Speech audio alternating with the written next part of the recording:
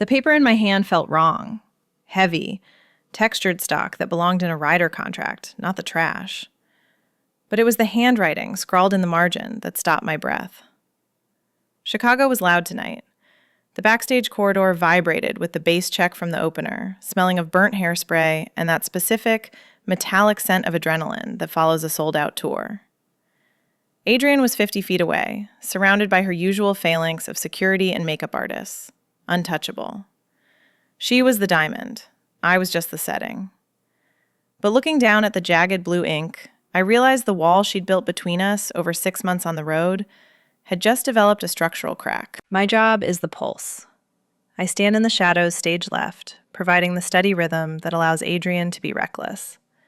She is the melody, the face, the storm front. I am the ground she walks on. I am the rhythm guitarist, the invisible hand that keeps the time while she commands the light. For 6 months, we have lived in a state of carefully choreographed separation. They call it professionalism. I call it the architecture of distance. It is built into the very steel and chrome of the tour bus, a hierarchy as rigid as military protocol. Adrienne exists in the back lounge, a space of velvet and silence, while the rest of us live in the narrow alley of bunks and laughter. We share a vehicle, we share a stage, but we do not share a life. The schedule is a document of precision, designed to keep the lead singer rested and the band functional. We have designated seats at catering. We have separate dressing rooms. The handlers surround her like a human shield, ensuring she never has to open a door for herself or carry her own bag. To them, she is an asset to be protected. To the fans, she is a goddess to be worshipped. To me, she is the woman who looked at me once during rehearsals in Nashville and made me forget my own name. I watch her, though. It is a dangerous habit, this cataloging of her small movements. I know that 3 minutes before she takes the stage, she drinks exactly 4 ounces of throat coat tea, no honey. I know the specific tension that gathers at the base of her neck when the sound mix is wrong. I see the way she rolls her shoulders back, a physical armoring before she steps out to become the entity the world knows. She moves through venues like a weather system, contained and high pressure, her eyes hidden behind dark glasses, her expression unreadable. The ache of it is specific. It is the ache of proximity without contact. It is standing 3 feet away from a fire and not being allowed to feel the heat. We exist in parallel lines that are never supposed to touch. I tell myself it is just the adrenaline of the tour, the natural byproduct of creating art in high-stakes environments. But then I catch her eye across a crowded green room, and the excuse dissolves. There is a weight to her gaze, a gravity that pulls at me even when she is looking somewhere else. I remember the first week. I tried to treat her like a colleague. I offered a joke about the terrible coffee in Detroit. She looked at me, her eyes dark and unreadable, and gave a nod so slight it might have been a dismissal. I retreated. I built my own walls. I focused on the fretboard, on the pedal board, on the mechanics of the sound.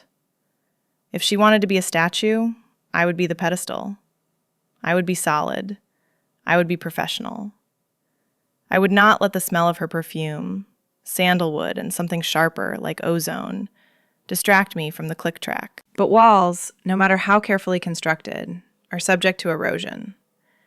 The ache of loving someone who is effectively a corporate entity is that you are constantly reminded of your own irrelevance. You are a line item in a budget. She is the brand. Yet, the body does not read contracts. My body knows when she walks into a room before my eyes do.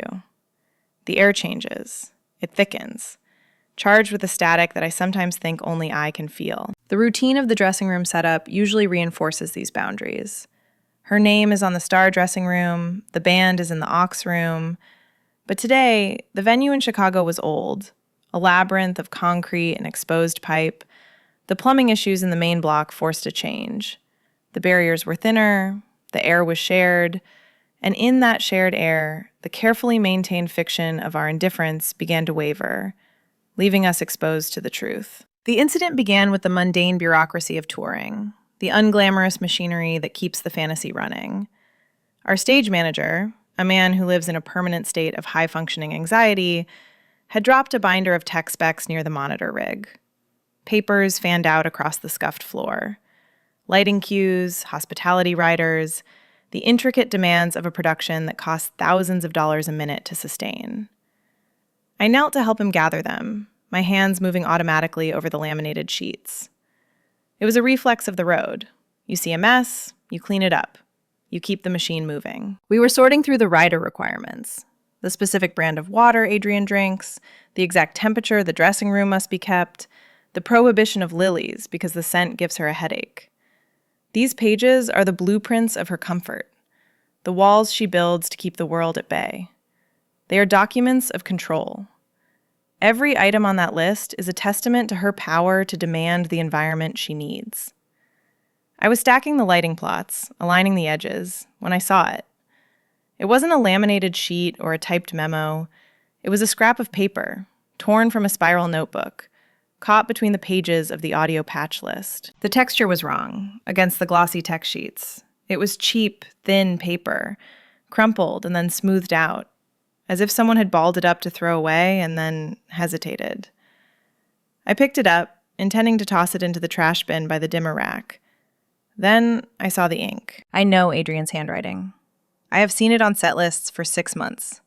Sharp, jagged, vertical strokes that look like they were carved rather than written. She writes like she sings, with force, with a kind of violent precision. There is no hesitation in her penmanship, no soft loops or uncertain pauses. But this was different. The ink was the same blue she always uses, but the pressure was uneven. The words were hurried, scrawled with an urgency that suggested they were written in the dark, or in a moving vehicle, or in a moment of panic. I stood there in the semi-darkness of the wings, the hum of the amplifiers buzzing in my teeth, and I read the 2 lines. They were not poetry. They were not lyrics. They were a raw, unpolished observation, stripped of all the metaphor she wraps herself in on stage. She anchors the chaos. I only breathe when I hear her count in. The air in the room suddenly felt thin. The noise of the crew loading in the back line, the shout of the monitor engineer, the rumble of flight cases rolling over the ramp, it all receded into a dull roar. I stared at the paper. She anchors the chaos. There was no name, but I knew. I am the one who counts in. I am the one who stands to her left, watching her back, signaling the bridge, locking eyes with the drummer to keep the tempo when Adrian decides to drag the verse. My heart hammered a frantic rhythm against my ribs.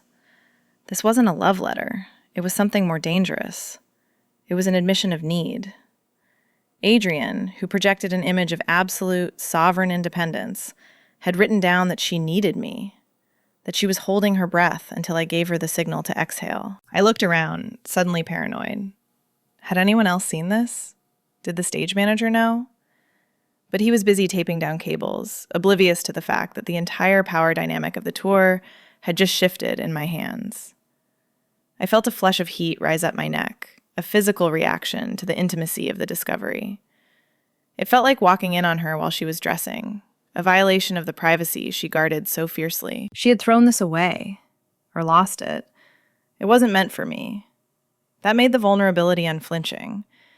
If she had said this to my face, it might have been a compliment, a piece of professional praise.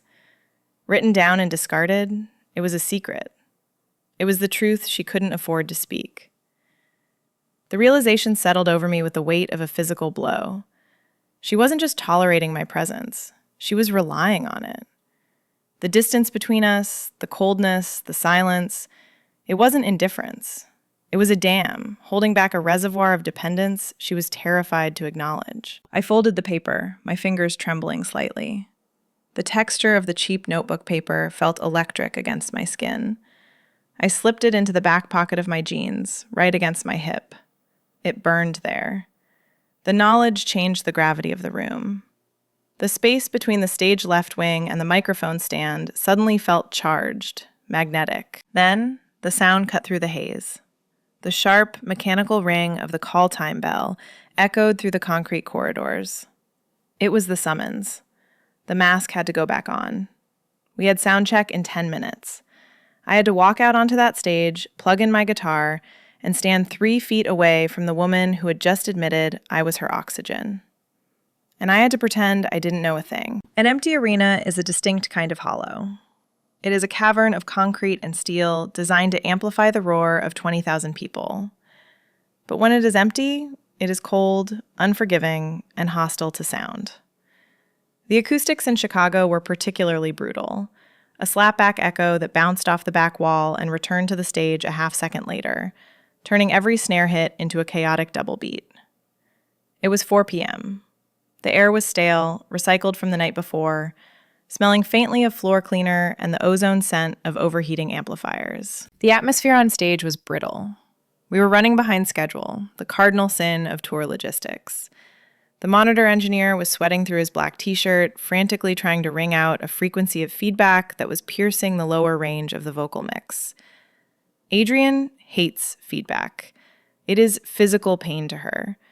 When the high-pitched squeal cut through the monitors for the third time, I saw the guitar tech flinch. The mood was lethal.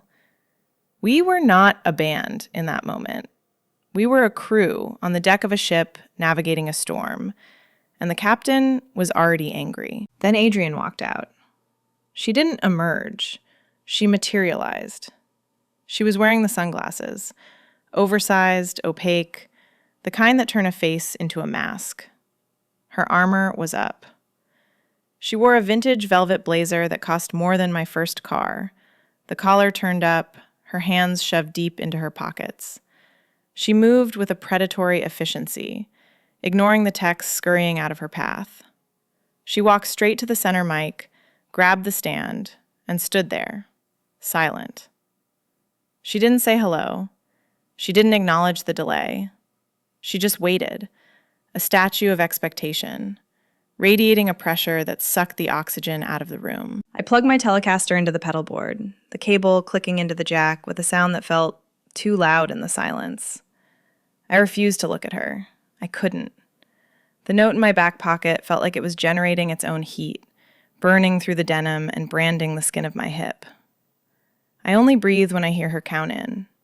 The words replayed in my head, a loop I couldn't stop. Every time I glanced toward center stage, I saw the vulnerability of that sentence, overlaid on the impervious, armored figure standing there. It was a cognitive dissonance that made me dizzy. "Let's run static," she said. Her voice was flat, devoid of emotion, projected into the microphone so it boomed through the empty house. "And fix the wash and the side fills. I can't hear the rhythm." I stepped up to my mic. This was my job. Anchor the chaos. Be the steady pulse. I took a breath, trying to slow my heart rate, and counted it in. 1, 2, 3, 4. We kicked into the verse. The song is simple, a driving, rhythmic progression that relies on absolute lockstep precision between the bass and my guitar. Usually, I could play it in my sleep. Usually, my hands are independent of my mind, muscle memory taking over while I scan the crowd. But today, my breath felt shallow. I was hyper-aware of her presence to my right. I could feel her listening, not just to the mix, but to me. I missed the change. It was a clumsy, amateur mistake. My fingers fumbled the transition from G to E minor, landing on a dissonant cluster of notes that rang out like a scream against the clean mix. It was the kind of error you make in a garage band, not on an arena tour. The sound cut instantly. The drummer choked the cymbal. The bass player stopped. The silence that followed was deafening, heavier than the noise had been. In the cavernous room, the echo of my mistake seemed to hang in the air, refusing to fade. I stared at my boots, my face burning. I waited for the dressing down. Adrienne was known for her exacting standards. She had fired a keyboard player in London for consistently dragging the tempo. The crew was frozen, eyes on the floor, waiting for the explosion. It didn't come. I heard the click of her boots on the stage floor. She was walking toward me. I forced myself to look up.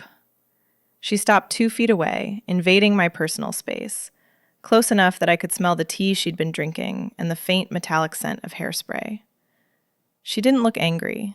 She looked focused. Slowly, deliberately, she reached up and slid the sunglasses down her nose. Her eyes were dark, rimmed in smudged liner, and they were locked on mine with an intensity that made my knees weak. It wasn't a glare. It was a look of terrifying precision. She was reading me. She saw the shake in my hands. She saw the flush on my neck. She saw that I was rattled. And for the first time, she wasn't looking at me like an employee. She was looking at me like she knew exactly why I was falling apart. "Breathe," she said. It wasn't a command. It was a reminder. It was the other half of the sentence on the paper in my pocket. I only breathe when I hear her count in. She was giving it back to me. "You're drifting," she said, her voice low, intimate, pitched so only I could hear it over the hum of the amps. "I need you solid. Don't go somewhere I can't follow." The subtext hit me like a physical touch. Don't go. She wasn't asking for professional competence. She was asking for me to stay with her in the chaos. She pushed her glasses back up, the mask sliding back into place, and turned on her heel. "From the top," she shouted to the room, the vulnerability vanishing as quickly as it had appeared. "And get the reverb off my vocal." I stood there for a heartbeat, my hands still trembling, but the panic was gone, replaced by a strange, electric clarity. She knew. She didn't know I had the note, but she knew we were connected. I took a deep breath, filling my lungs with the stale, cold air of the arena, and counted us in again. This time, I didn't miss. The transformation of the arena from a cold, empty shell to a living, breathing organism is violent. It happens in the dark. The house lights die, plunging 20,000 people into a sudden, collective blindness. And the sound that rises up to meet us is not human. It is a roar, a physical wave of pressure that hits your chest before your ears can even register the pitch. The air, previously stale and recycled, instantly spikes in temperature, smelling of ozone, pyrotechnics, and the damp, salty heat of thousands of bodies pressed together. I stood in my designated square of darkness, the neck of my guitar slick under my palm. The count-in was mine, but the energy belonged to her. When the spots hit, blinding white columns of light that cut through the stage smoke, Adrienne was already moving. She didn't just walk, she prowled. She attacked the front of the stage, leaning out over the barrier, feeding off the energy of the front row like a vampire. Usually, this is where she lives for 2 hours, at the edge of the world, as far away from the band as the stage design allows, a solitary figure silhouetted against the screaming void. But tonight, the geography of the stage had shifted. Usually, Adrienne treats the drum riser as a boundary she rarely crosses. Tonight, she kept drifting back, circling the rhythm section, seeking the pocket. It wasn't obvious to the crowd. To them, she was just working the stage. But to us, the shift was seismic. During the bridge of Midnight City, a track that requires a driving, relentless downstroke on the guitar, she didn't stride to the ego ramp. She turned and walked toward me. She wasn't looking at me. Her eyes were closed, her head thrown back as she hit the high note. But she was in my space.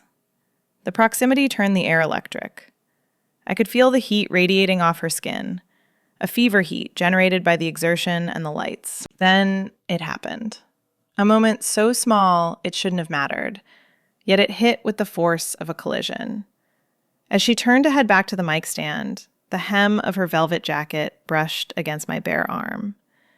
It was a fleeting contact, a ghost of a touch, but my skin burned where the fabric had grazed me. It was a violation of the invisible barrier we had maintained for 6 months. In the middle of a sonic hurricane, that brush of velvet was a secret communication. It was a tether. It was the physical manifestation of the note burning in my back pocket. I anchor the chaos. She was checking to make sure the line was still taut. The set list became a conversation. Every lyric she sang, words I had heard 100 times, suddenly felt recontextualized. When she sang the chorus of Iron and Wine, a song about structural failure and rebuilding, she didn't project it to the balcony. She turned slightly, her profile catching the side fill lights, and angled her body toward stage left. "I can't hold the weight alone," she sang, her voice breaking with a grit that wasn't on the album. It felt like a private confession, amplified over a massive PA system. She was telling the truth in the only way she knew how, hidden in plain sight, disguised as performance art. The climax of the set is always silence, a stripped-back ballad where the band drops out, leaving only a synth pad and my clean guitar line. The lighting rig descends, creating a cage of blue lasers around us. The arena goes dark, thousands of cell phone lights swaying like fireflies. Usually, Adrienne stands center stage, isolated in a cone of white light. Tonight, she took the mic off the stand. She walked back until she was standing parallel with me, just outside my peripheral vision. I played the arpeggio, the notes ringing out clear and bell-like in the sudden quiet. I could hear her breathing in her in-ear monitors, the sharp intake of air, the catch in her throat. She wasn't singing to the crowd anymore. She was singing with me. We were locked in a feedback loop of intention. I played a phrase, she answered with a melody. I laid down the harmony, she rested her voice on top of it. It was the most intimate conversation we had ever had, conducted without a single spoken word, witnessed by 20,000 people who had no idea they were watching a seduction. When the final chord faded, the silence held for a heartbeat, a perfect crystalline moment of shared understanding, before the applause shattered it. The house lights came up, blinding and harsh. The spell broke. We were just a band again, sweating and exhausted, rushing toward the wings. But as we moved toward the black curtain that separated the stage from the reality of the backstage corridor, I knew the dynamic had irrevocably changed. The performance hadn't been a show. It had been an invitation. And now, in the silence of the green room, I had to answer it. The transition from the stage to the green room is a decompression sickness. 1 minute, you are a god, standing in a column of light while 20,000 people scream your name, vibrating with a power that feels infinite. The next, you are just a body in a hallway, shivering as the sweat cools on your skin, your ears ringing with a high-pitched whine that never really goes away. The green room was chaos when we crashed through the doors. It was a riot of towels, open water bottles, and the manic, high-frequency chatter of people who have just survived a highwire act. The bass player was shouting something about the monitor mix, popping the cork on a bottle of cheap Ryder champagne. The drummer was slumped on a sofa, staring at the ceiling, his chest heaving. I went through the motions. I accepted the towel, I drank the water, I nodded at the right moments. But my mind was still out there in the dark, locked in that silent harmony with Adrienne. The air in the room felt too thick, too loud. I watched Adrienne be swept away by her team, a flurry of handlers guiding her toward the private dressing room to change. She didn't look back. She was still in the zone, that fugue state where the adrenaline acts as a shield against the world. Then, the tide turned. The tour manager stuck his head in, shouting the 15-minute call for the bus. We had an overnight drive to Denver. The room cleared with the efficiency of a receding wave. The band grabbed their bags, their half-eaten sandwiches, their phones. The crew came in to sweep the catering trays. Slowly, the noise drained away, leaving only the hum of the mini-fridge and the distant, muffled thud of the loadout happening on the other side of the concrete walls. I didn't leave. I told the bass player I needed to fix a strap lock on my backup guitar. I told the tour manager I'd meet them at the bus. It was a lie, and a flimsy one. I stood by the gear case in the corner, ostensibly winding a cable, but my hands were idle. I was waiting. I didn't know what I was waiting for. A confrontation, a dismissal, a confirmation. But I knew I couldn't get on that bus with this paper burning a hole in my pocket and the memory of her velvet jacket on my skin. The room was empty now. The silence was heavy, smelling of peeled oranges and stale beer. I waited. 5 minutes. 10. The bus would be idling in the alley, the driver checking his watch. Then the door opened. It wasn't a handler. It was Adrienne. She had stripped off the stage armor. The velvet blazer was gone, replaced by a vintage, oversized t-shirt that hung off one shoulder. Her hair, usually lacquered into a weapon, was pulled back in a messy knot, strands escaping to frame her face. She had scrubbed the stage makeup off, but traces of eyeliner still smudged the corners of her eyes, giving her a look of beautiful, exhausted ruin. She looked human. She looked breakable. She stopped when she saw me. Her hand was still on the doorknob. She didn't look surprised, exactly. She looked resigned. She let the door click shut behind her, the sound loud in the quiet room. She didn't speak. She walked to the catering table, picked up a bottle of water, and cracked the seal. The plastic snap sounded like a gunshot. The silence stretched between us, taut as a piano wire. It was heavy with everything we hadn't said for 6 months. It was heavy with the heat of the stage lights that still radiated off our skin. She took a long drink, her throat working, refusing to look at me. She was retreating, right in front of my eyes, trying to find the distance again. I couldn't let her. I reached into my back pocket. The paper felt damp now, warm from my body heat. I pulled it out. It was a small, unassuming thing to hold so much power. I walked over to the table where she stood. I didn't say a word. I just smoothed the crumpled note out on the glass surface, right next to her water bottle. The blue ink seemed to glow under the harsh fluorescent lights. She anchors the chaos. Adrienne froze. She set the water bottle down slowly. She didn't look at the paper immediately. She looked at my hand resting on the table, then traveled up my arm, to my shoulder, and finally to my face. Her expression shifted. The guarded, professional mask she wore like a second skin didn't just crack, it dissolved. In its place was something raw. She looked at the note, reading her own words, and then she looked back at me. Her eyes were wide, dark, and completely laid bare. She didn't deny it. She didn't ask where I found it. She just stood there, stripped of her defenses, letting the truth of her needs sit between us on the catering table, waiting to see if I would use it as a weapon or a lifeline. She didn't run. That was the first surprise. In the high-stakes poker game of our professional lives, Adrienne usually folds the moment vulnerability is on the table. But tonight, in the fluorescent hum of the green room, she didn't retreat. She watched my hand leave the paper, her gaze tracking the movement with a slow, predatory focus that made the air in the room thicken. The silence was no longer empty. It was pressurized. She moved then, but not away from me. She walked around the edge of the catering table, her boots making no sound on the industrial carpet. She walked to the door, the only exit, and turned the deadbolt.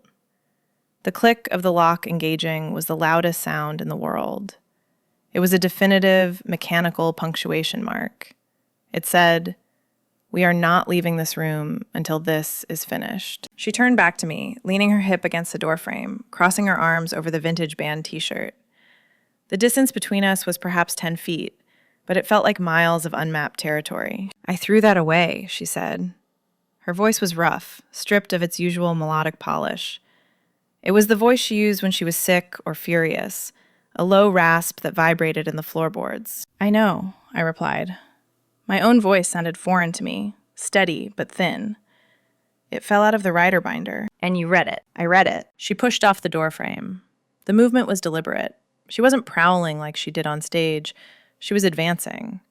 She closed the distance between us with a terrifying slowness, dismantling the architecture of distance we had spent 6 months building. Every step she took was a demolition of the rules. No fraternizing, no personal drama, no crossing the line. "It wasn't for you to see," she said, stopping 2 feet away. She was close enough now that I could smell the reality of her, the sharp tang of the cheap Rider wine she'd been drinking, the lingering smoke from the stage fog, and beneath it all, the warm, human scent of skin that had been sweating under hot lights for 2 hours. It was just a thought, a weakness. "Is it a weakness?" I asked, needing an anchor. She looked up at me then, her eyes searching my face with an intensity that felt like a physical touch. "It is when you're supposed to be the one flying the plane," she whispered. "I can't afford to need anyone, let alone the person standing right next to me." "But you do," I said. It was a risk. It was the precipice. "Yes," she admitted. The word was barely a breath. "God help me. I do." The admission hung in the air, fragile and dangerous. Then she reached out.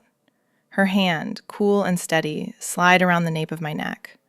Her thumb pressed against the pulse point under my jaw, grounding herself, checking the rhythm.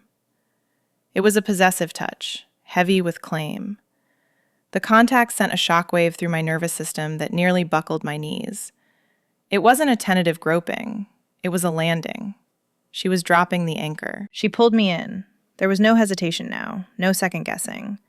She tilted her head, her eyes fluttering shut, and closed the final inch of space between us. The kiss was heavy, tasting of red wine and the salt of adrenaline. It was a collision of months of suppressed energy, a release of the tension that had been winding tighter with every city. I felt the precise texture of her intention, a desperation that had nothing to do with sex and everything to do with survival. She kissed me like I was the only solid thing in a world that wouldn't stop spinning, her fingers tightening in my hair to pull me closer. I responded instinctively, my hands finding the curve of her waist under the loose t-shirt. Her skin was burning hot. I pulled her against me, answering her desperation with steady pressure. "I am here," my hand said. "I have you." She melted into me, the rigid posture of the lead singer dissolving into the softness of a woman who was simply tired of standing alone. I felt the tension drain out of her shoulders, her heavy sigh vibrating against my lips, the absolute trust of her weight finally settling against me. For a minute, or maybe an hour, the tour didn't exist. The bus didn't exist. The 20,000 people who had just screamed her name were a distant memory. There was only the green room, the hum of the fridge, and the taste of her. There was only the feeling of being chosen, of being the one person allowed behind the curtain, the one person she needed to breathe. Then the world came back. The sound of heavy boots echoed in the concrete hallway outside. A walkie-talkie squawked, loud and distorted. We froze. The kiss broke, but we didn't pull apart. We stayed there, foreheads resting against each other, breathing the same air, caught in the suspended animation of a secret that was suddenly, terrifyingly real. "Adrian?" The tour manager's voice muffled through the door. "Bus is leaving in 5. We need to go." She pulled back. The loss of contact was a physical coldness, a sudden drop in temperature that left me shivering. She looked at me one last time, her lips swollen, her eyes wide and dark and terrified. The vulnerability was already receding behind a wall of panic, but the damage, or the salvation, was done. The knock on the door was a gavel coming down, sentencing us back to the reality we had tried to suspend. The sound didn't just interrupt us. It severed the connection with the violence of a physical blow. We stepped apart, like magnets forced to reverse polarity, the air between us suddenly rushing and cold and sterile, to fill the space where our bodies had been fused. Adrian turned away from me instantly. It wasn't a dismissal, but a survival reflex. She moved to the mirror above the sink, her hands moving with practiced efficiency to repair the damage. She smoothed the flyaways in her hair, checked her teeth for wine stains, and pulled the collar of her t-shirt straight. I watched her reassemble the armor of the lead singer, piece by piece. In 10 seconds, the vulnerable woman who had melted against me was gone, replaced by the untouchable asset the tour manager was waiting for. I felt the loss of her warmth like a phantom limb. My skin still hummed with the pressure of her hands, a tactile ghost haunting my nervous system. But the room was just a room again. It smelled of stale catering and industrial cleaner, not desire. I grabbed my guitar case, my knuckles white on the handle, grounding myself in the only thing I was allowed to hold. "Ready," she called out, her voice steady, projected, professional. She unlocked the door and swept into the hallway without looking back at me. I followed, 3 paces behind, the designated distance of the support staff. The walk to the bus was a performance of indifference, executed on a highwire. We moved through the concrete bowels of the arena, past the local crew loading flight cases, past the security guards nodding at her as she passed. The cold Chicago wind hit us the moment we stepped into the alley, carrying the scent of diesel fumes and wet pavement. It was a shock to the system, stripping away the last lingering heat of the green room. Adrian climbed the steps of the bus first, disappearing into the dark interior. I handed my guitar to the tech and followed, the heavy steel door hissing shut behind me, sealing us inside the capsule. The bus is a submarine, a pressurized tube of recycled air and enforced intimacy. But tonight, it felt like a prison. The hierarchy reasserted itself immediately. Adrian walked straight to the back lounge, the sanctuary behind the sliding door where the star exists, and closed it. The click of that latch was final.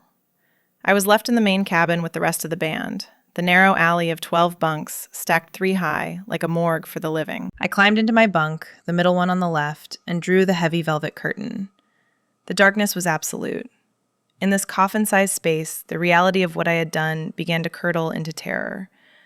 The adrenaline crash hit me, leaving me shaking in the dark. I had just kissed the boss. I lay on my back, staring at the black fabric inches from my face, listening to the thrum of the engine as the bus pulled away from the venue. The vibration traveled up through the mattress, rattling my bones. The panic set in, cold and rational. This wasn't a romance novel. This was a livelihood. Adrian was the franchise. I was a rhythm guitarist. Essential for the sound, perhaps, but ultimately replaceable. If she woke up tomorrow and decided that moment was a mistake, I wouldn't just lose a potential lover. I would lose the tour. I had to lie here in the dark, surrounded by sleeping bandmates, wondering if I had just destroyed my career for a taste of wine and longing. The bus hit a pothole, the suspension groaning, and I squeezed my eyes shut.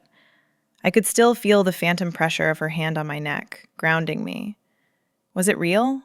Or was it just the road, the warping of reality that happens when you live in a moving vehicle for 6 months? Then, a soft blue light bloomed in the darkness. My phone, resting on my chest, vibrated once. A single, short buzz. I stared at it, my heart hammering a frantic rhythm against my ribs. I picked it up, the screen brightness stinging my eyes. A text message. The sender name was just A. I opened it. There were no words, no explanations. No apologies for the silence or the separation. It was just an image, a photo, taken in the dim light of the back lounge, of a piece of crumpled notebook paper smoothed out on a velvet seat cushion. She anchors the chaos. And below it, a single emoji, an anchor. The breath rushed out of my lungs. It wasn't a mistake. It wasn't a lapse. In the silence of the bus, rolling through the dark toward the next city, she was reaching out from behind the closed door. She was confirming the tether. The terror didn't vanish, but it changed shape, shifting from the fear of ruin to the terrifying electric thrill of being complicit in a secret that could burn us both down. The bus rolled into Denver under a sky the color of wet slate. Morning on tour is a specific kind of violence. You are ejected from the womb of the bunk into the harsh, fluorescent reality of a hotel lobby before your brain has fully registered the zip code. I stood in the lobby of the Four Seasons, clutching a room key card that felt cold and slippery in my hand. The air here was thin, crisp, and ruthless. It stripped away the fuzz of sleep and left everything exposed. I needed coffee. It wasn't just a want, it was a biological imperative. I drifted toward the espresso cart set up in the corner, navigating the sea of flight cases and groggy road crew. That's when I saw her. Adrian was already there. She was standing by the marble pillar, wrapped in a massive gray coat that looked like a duvet, wearing a beanie pulled low over her eyes. To the casual observer, she was just another tired traveler. To me, she was a magnetic field I had to keep from crashing into. She wasn't alone, of course. Her personal security detail, a man named Marcus, who looked like he was carved out of granite, stood 3 feet away, scanning the lobby. Her assistant was typing furiously on a phone next to her. The stakes of the room spiked instantly. Last night, in the green room, we had been 2 people colliding in the dark. Here, under the crystal chandeliers and the gaze of the morning shift concierge, we were back in the hierarchy. I hesitated. The smart move was to turn around, go to my room, and order room service. I should have let the daylight reestablish the boundaries we had destroyed. But the anchor emoji was still burning in my digital memory. I couldn't retreat. I walked up to the cart. Adrian turned as I approached. She didn't jump, she didn't flinch, she just went very still. Her eyes, stripped of the stage liner and the dark glasses, looked bruised with exhaustion. "Morning," I said. My voice sounded too loud in the quiet lobby. "Morning," she replied. Her voice was rough, a low rasp that sent a shiver straight down my spine. It was the same voice that had whispered, "I can't afford to need anyone," against my lips 8 hours ago. Marcus nodded at me, acknowledging the band, but didn't move. The assistant didn't look up. We were in a bubble of public privacy. "How was the drive?" I asked, reaching for a sugar packet just to give my hands something to do. "Long," Adrian said. She was watching my hands, tracking the nervous movement of my fingers. "Bumpy. I didn't sleep much." "Me neither," I admitted. I risked a glance up. Too much noise in the signal. It was audio tech speak, but she caught it. A tiny corner of her mouth quirked up. "Yeah, Hard to tune it out once you hear it. She took a sip of her tea, her eyes locking onto mine over the rim of the cup. In that look, the treaty was signed. We weren't pretending it didn't happen. We were acknowledging that it had happened, and that we were both terrified, and that we were both standing here anyway. The air between us, smelling of roasted beans and expensive perfume, felt charged with a secret frequency. "I was looking at the set list for tonight," she said, shifting gears seamlessly as her assistant looked up. "I think the transition into silence needs work. It felt loose." "Loose?" I challenged gently. "I thought it was locked in." "It was intense," she corrected, her gaze dropping to my mouth for a fraction of a second before snapping back to my eyes. "But we need to make sure we can replicate it, without the wheels coming off. Can we do this again without destroying everything?" That was the question. "I can hold the rhythm," I said, my voice steady. "As long as you set the tempo." "I'll set it," she promised. She turned to go, her entourage mobilizing instantly around her. But before she walked away, she brushed past me. It wasn't the accidental touch of the stage. It was a deliberate navigation of my orbit, a calculated breach of the distance we were supposed to maintain in the daylight. "Room 412, she murmured, so quietly I almost thought I imagined it. "We need to discuss the transition." Then she was gone, swept toward the elevators, leaving me standing with a packet of sugar in my hand and the realization that the ground beneath us hadn't just shifted, it had opened up, and we had both decided to jump into the void together. Room 412 was a fortress of solitude at the end of a long, patterned hallway. I checked over my shoulder twice before knocking, a reflex of paranoia that would soon become our muscle memory. The door opened instantly. Adrian pulled me inside, and the lock clicked shut, sealing us in a vacuum of silence and sandalwood. She stood in the center of the room, still wearing her coat, arms crossed tight against her chest. She didn't look like a lover waiting for a tryst. She looked like a strategist, staring down a hostile takeover. The air was thick with the specific tension of a decision that cannot be unmade. "This is untenable," she said. It wasn't a greeting. It was an opening statement. "I know," I replied, keeping my back against the door. "The insurance on your voice alone is worth more than my life. If the label finds out, I'm fired. If the press finds out, you're a scandal." "It's a disaster," she agreed, pacing to the window to peer through the heavy blackout curtains. "We are a liability to the entire operation. If we slip up once, the crew talks. If the crew talks, the management knows. And if they know, you're gone." She turned back to me, the gray light catching the sharp angle of her jaw. "But I can't go back. I can't pretend I didn't feel you holding me up yesterday. I can't unknow that you're the only person here who sees the person, not the product." I moved then, crossing the neutral ground of the beige carpet. "So we don't go back, and we don't get caught. We negotiated the treaty standing 3 feet apart.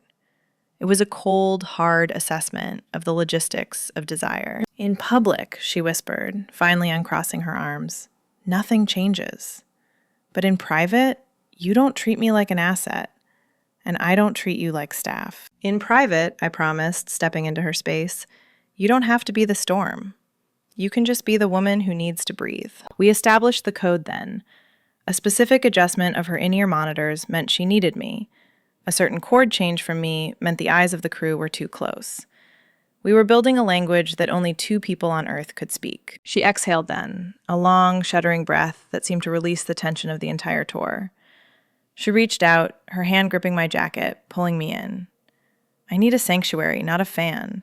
I need a place to put the chaos down." "I'm right here," I said, my hands finding the tension in her shoulders. "I'm the pocket. I'm the steady pulse. You can rest the weight on me." We sealed the pact not with a signature, but with the desperate, quiet collision of our foreheads resting together. It was a promise to build a secret world inside the machine of the tour. When I slipped out an hour later, the hallway felt different. The thrill of the secret hummed under my skin, transforming the danger into a shared power. We were walking a highwire, yes, but for the first time, neither of us was walking it alone. The arena went dark that night, the roar of the crowd rising like a tide. I stood in the shadows, waiting. Adrian walked to the mic, the spotlight hitting her like a physical force. She didn't look at the audience. She turned, just for a heartbeat, and looked at me. A look of absolute, terrifying precision. I felt the texture of our secret bind us together. I took a breath, caught her eye, and counted us in. If you understand the weight of a secret kept in the silence, subscribe for more.